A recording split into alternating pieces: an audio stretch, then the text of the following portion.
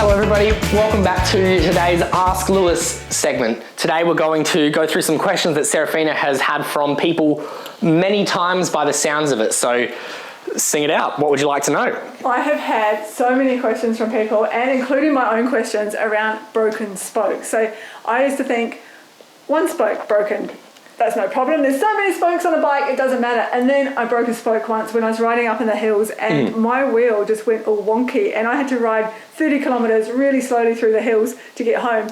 And I thought, that's crazy that one spoke can do that. So it's like, can you fix a spoke? Is it dangerous when a spoke breaks? And yeah, what is that? Great question. Yeah. Okay, I knew this question was coming, so I've already set up a wheel to show you what I'm about to talk about.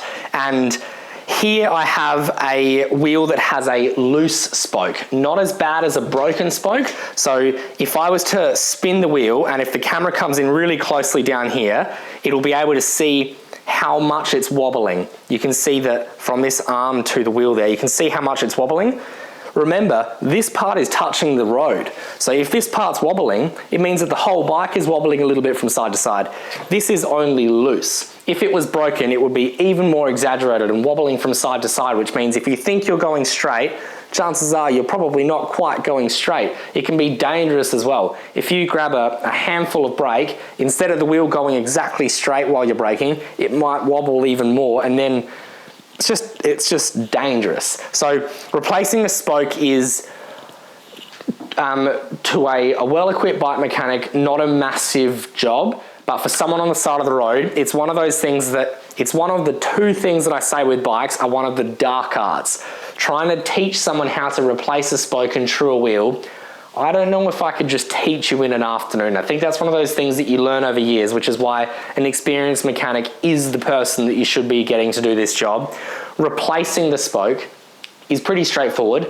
Getting the wheel true again and balancing it from side to side and having it tight enough. If you do it too tight, as I'm spinning the wheel, it might go up and down, it might go side to side. It's one of those things that it has to be perfect. I would argue that it's more important on a road bike because we've only got this small amount of surface area on the road, whereas with a mountain bike, you've got lots of, there's rocks and there's sticks and there's bumps that you're riding over, so you don't notice it as much because you're riding along like this, whereas on a road bike, I think it's incredibly important. So, getting a wheel true is important because it's literally the only contact point you have with the ground. It's the only thing that's letting you steer. It's the only thing that's letting you brake. It's the only thing that's letting you ride because it's the only thing touching the ground. So your question was, how important is it to get a broken spoke replaced, or how dangerous is it? Very dangerous is the short answer. If the spoke's poking out, it could get stuck into the frame, then the whole wheel could stop. I could go on for an hour for the reasons why a broken spoke is bad. Okay, so you don't need to carry a spare spoke with you. You might as well just go to the nearest bike shop and get it fixed. Yes, it's flexible. I would say that. I think carrying a spare spoke, a lot of people do that if they're bike packing. If you're bike packing, you're out there and the nearest bike shop is not just around the corner. Unfortunately, you're just going to have to sort of make it work. What I'm talking about is getting it perfect. When you're out bike packing, you've just got to get to the next station and hopefully there's a bike shop there that can help you out. So carrying a spare spoke, I guess it is one of those parts and it's incredibly specific to the millimeter to the wheel that you've got. So you can't just grab a random spoke, it has to be perfect. I know a lot of bike packers that will carry a spare spoke. They might, for example, hide one inside the handlebar because it's one extra spot that you don't have to think about. I guess what I'm saying is to get it perfect, I strongly recommend taking it to a bike mechanic. It's one of those things that if you tighten the wrong part too much, you can make it worse, which is really annoying. So I would strongly recommend a bike mechanic to do that job for you. Yeah. Oh, that's cool. Yeah, I've always wondered about that because it's like it's just a tiny little piece of metal and there's so many of them, it shouldn't really matter that much, but it does. Exactly. Yeah. That was a very good point you just raised then about there being so many of them. I remember a few episodes ago we were talking about somebody sent in a message and I can't remember your name and I'm terribly sorry, but we were talking about somebody that kept breaking a lot of spokes and they were saying that they had a bit of body weight with them.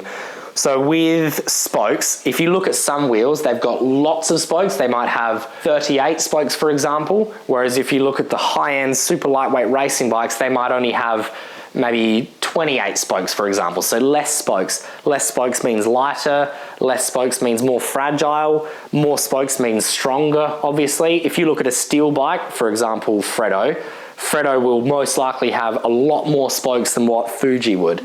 And also, it's different between front wheel and rear wheel. The rear wheel holds a bit more load because all your body weight's on there and all the bumps that go through it. So sometimes the rear wheel will have more spokes than the front as well. So more spokes equals stronger. Simple. Awesome. Yeah. Perfect. All right. Thank you for sending in your questions. Please keep sending in some more so we can do many more of these Ask Lewis episodes. I hope you've learned something today. And if not, there's plenty of other videos that you will be able to learn from. So thanks for watching, guys. All right. See ya.